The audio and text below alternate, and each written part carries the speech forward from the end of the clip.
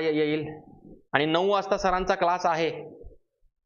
ठीक आहे, संपून टाकूया, आपला थोडासा लेक्चर संपेल थोड्या वेळातच. ठीक आहे, याच्या एकक स्थानी काय येईल बघा. एकक स्थानी कोणता अंक आहे? 6. 6चा नियम काय सांगतो? 6चा नियम काय सांगतो? जर कोणत्याही संख्येच्या एकक स्थानी 6 हा अंक असेल, जर कोणत्याही संख्येच्या एकक स्थानी 6 अंक असेल, तर त्याचा घात समजा कोणतीही संख्या असेल तर त्याचं उत्तर किती येतं? 6 हेच अंक येतं. म्हणजे त्याच्यामध्ये कोणत्या कोणत्या संख्या आहेत? 0 असेल, 1 असेल, 5 असेल किंवा 6 असेल.